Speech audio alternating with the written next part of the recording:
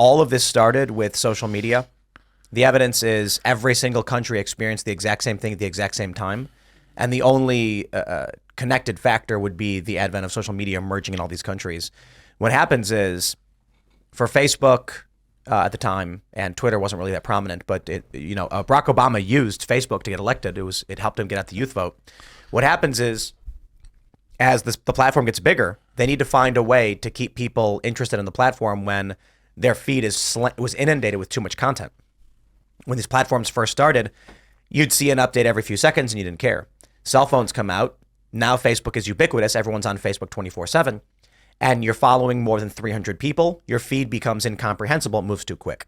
So they create the algorithmic feed where it only shows you some content some of the time. What happens? The stuff that gets the most clicks was related to racism. It actually was related to a couple issues.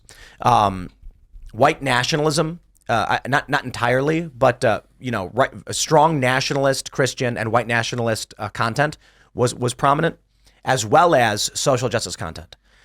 However, these big tech companies, when you get these free speech individuals in the early days, they call themselves like the free speech wing of the free speech party on Twitter. They look at it very economically. They sit down at a board meeting and someone says, okay, a large group of people are posting about white nationalism and a large group of people are posting about black nationalism.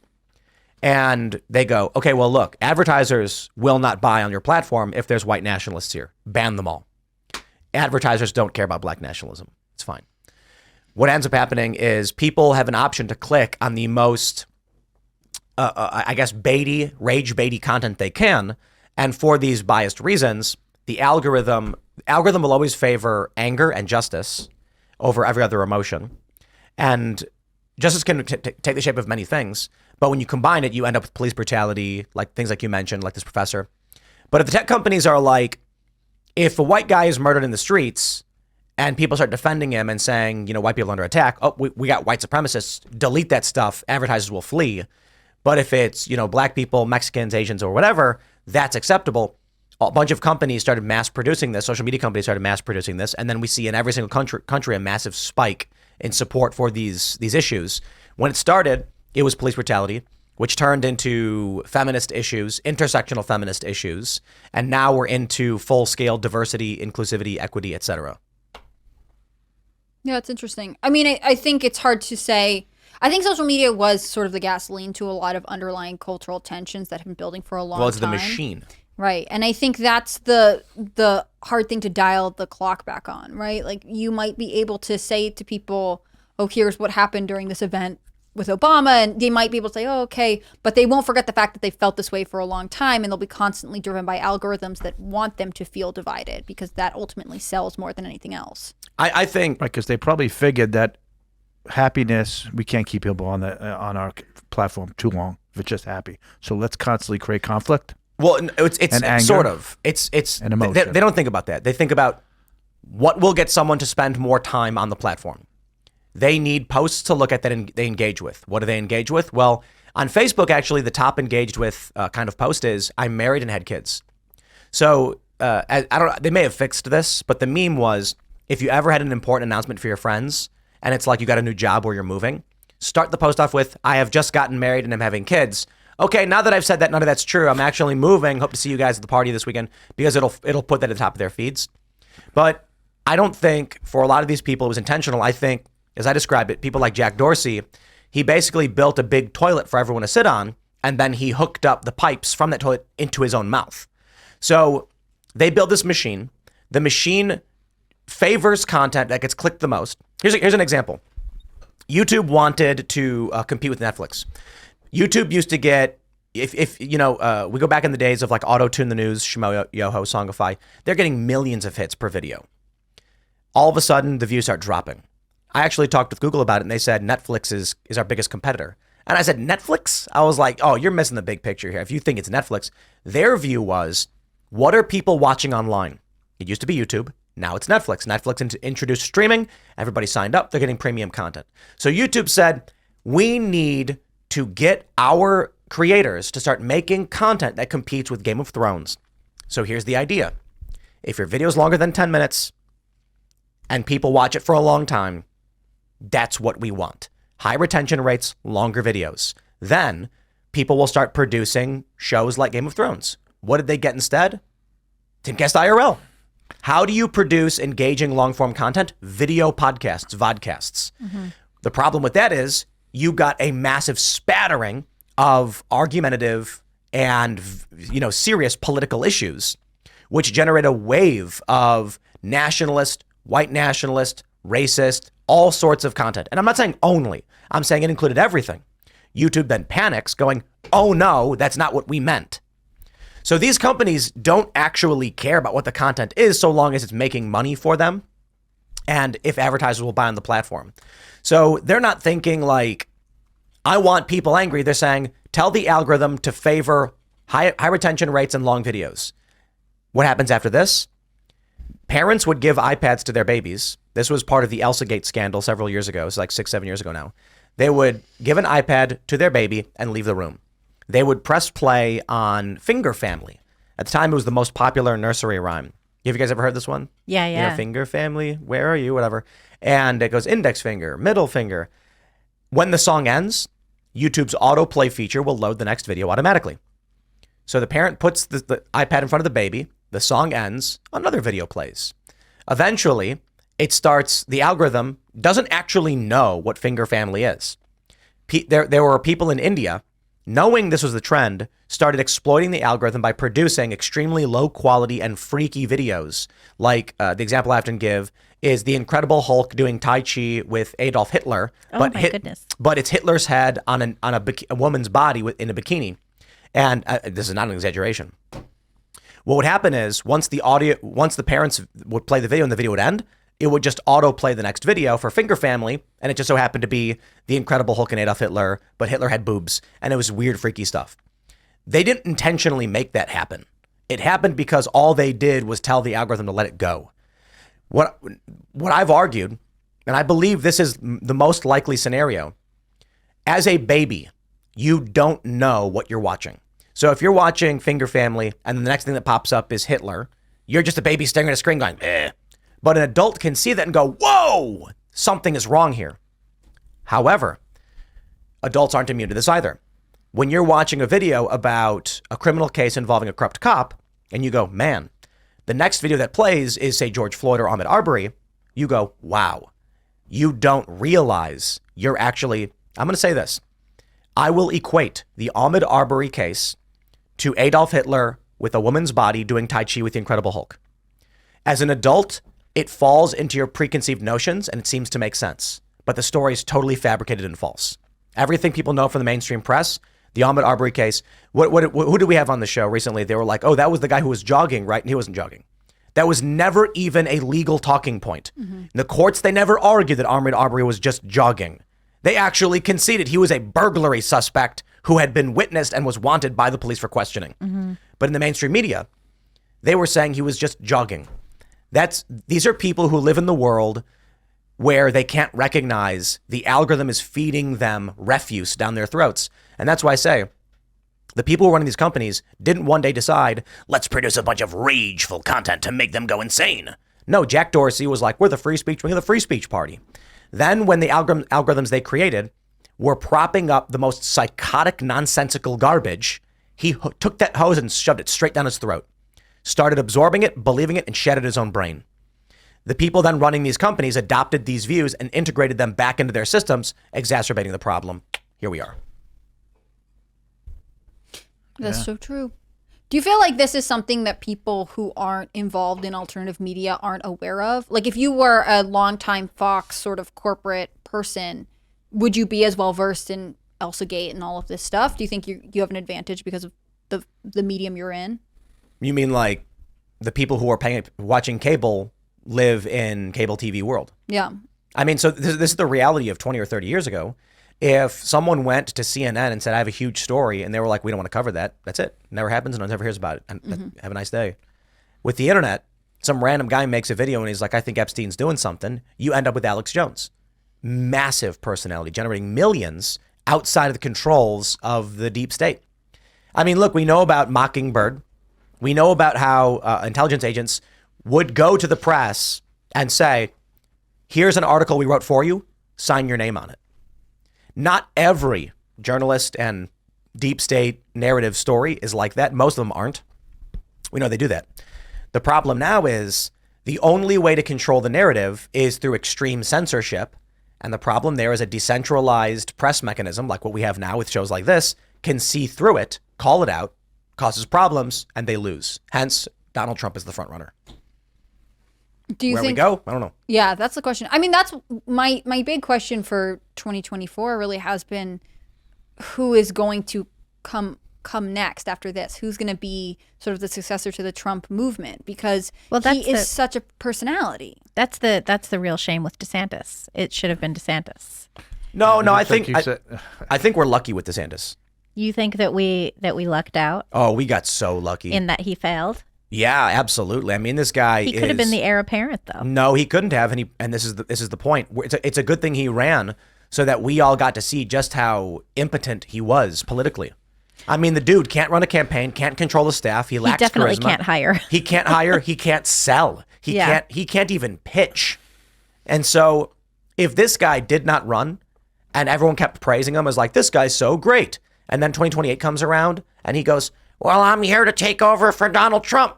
Here are my high heels, and here are the crackpots that I've hired. We'd be like, oh, crap. But he might have learned in the intervening years. He might have No got way. better. You don't think? Look. There was People a really can improve. You don't think people can improve? Not Rhonda. No, stop. We were at the office building that we were in for the Iowa caucus was the same building as Vivek's campaign office for Des Moines. His headquarters was at a different location for caucus night. I think the office we were in was his principal office. We were not in his office. There's a distinction. But we were in the same building, and we had to negotiate with the building's owner, so it's not like, Vivek got us anything, but we were in the same space with him. He did help us find it. That's no doubt. But in one of the rooms, they have on this whiteboard things successful people do, and I just laughed when I saw it. It's like they ask for help. They're mission driven, and I'm like, these are things you can't give people, okay? I've been in so many corporate meetings, so many corporate offices where it's like, here's how to be successful. And they try to teach someone who doesn't have the X factor how to have the X factor, and they don't. So when I used to do fundraising for nonprofits, what they decided was just give everyone the lowest common denominator training as to how you pitch someone to donate to your cause. And so they tell everybody, keep your feet spread open with each foot lining up with your shoulders. Keep your arms open, never cover your chest, never hold a binder over your chest. Those are all off-putting. Bounce on the balls of your feet and rock back and forth. This is what they tell everyone to do. And here's what you have to say and how you have to say it. And I'm like, if someone doesn't have the ability to sell, this will not help them. Right. And if someone does, this will hurt them.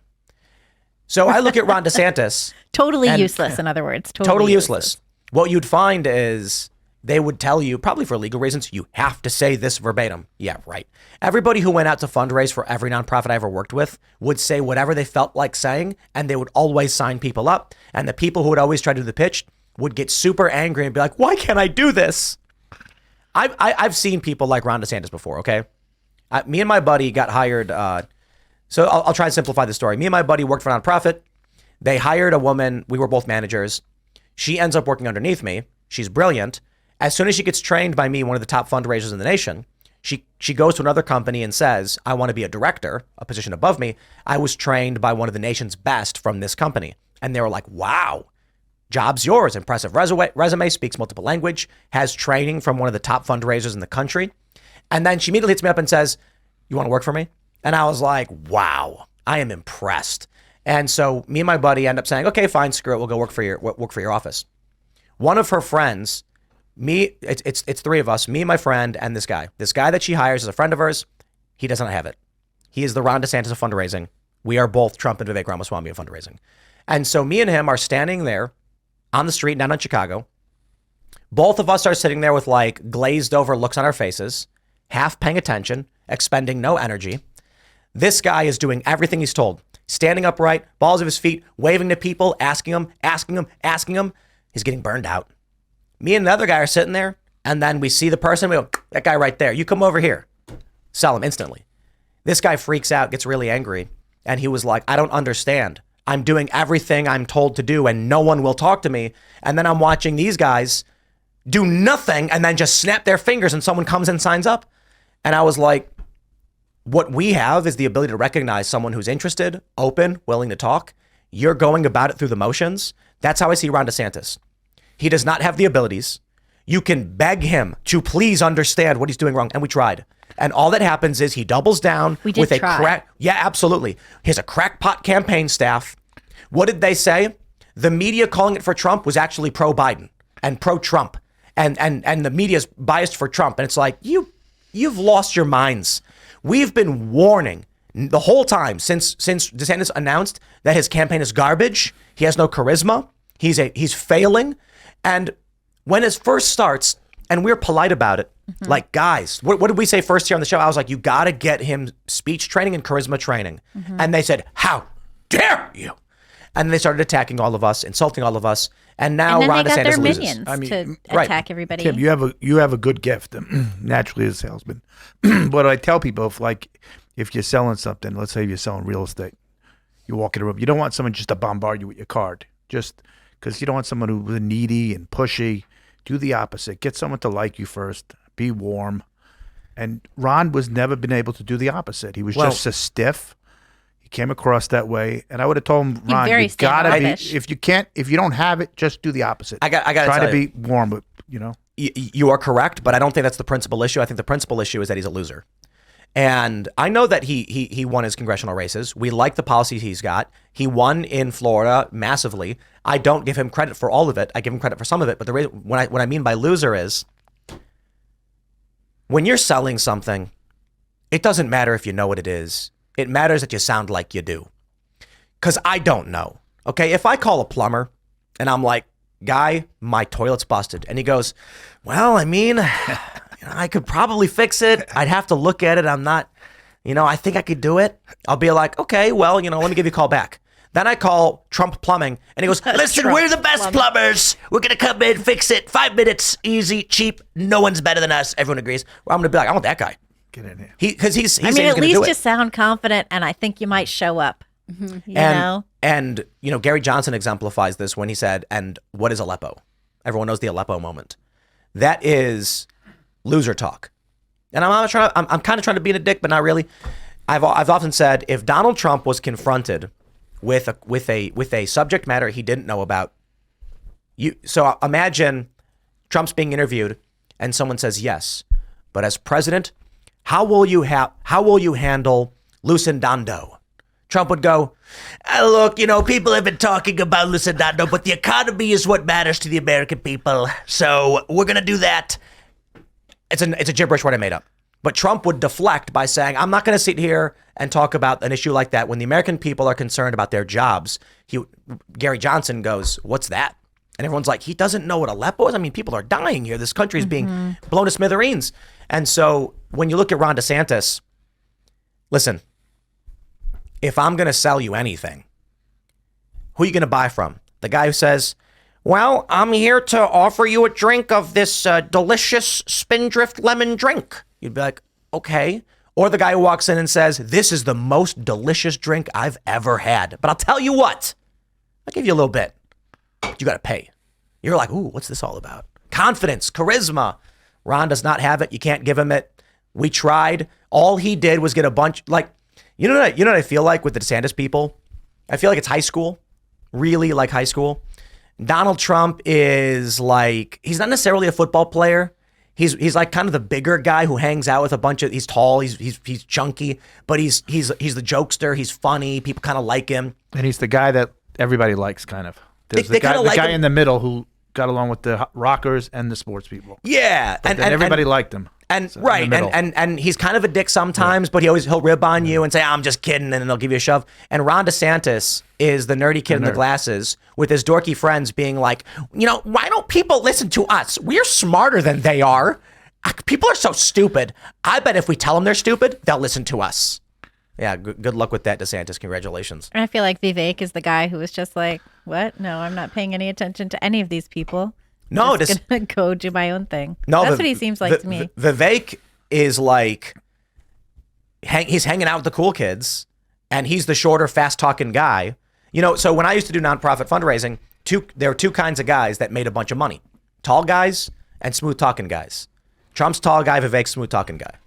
That's what it is. Ron is the nerdy guy who got fired in 3 days. That's just the reality of it. Welcome to politics. I feel like Vivek is fun because Then who's the Nikki? who is Nikki? Nikki is like I like that girl I like on the student high council school. who's really annoying, and she's always talking about something that no one wants to do. And she's always trying to drop bombs on foreign countries. And like your teachers really like her, but it's hard to explain to them that like no one else does. And they're like, but why don't you just listen to Nikki? And you're like, because Nikki And she's has trying to nothing get in everyone common to with- blow up the balloons for prom. Yeah. But also like it's a prom that she organized where no one wants it at a date that's inconvenient for everyone else. Like she's ultimately self-centered, but she's passing it off as like, but I'm doing it for you guys. That's Nikki Haley to me. That's interesting. Yeah. Thanks for watching this clip from the Timcast IRL podcast. Hang out with us live Monday through Friday at 8 p.m. and become a member over at timcast.com for uncensored, members-only shows exclusive. Thanks for hanging out, and we'll see you all next time.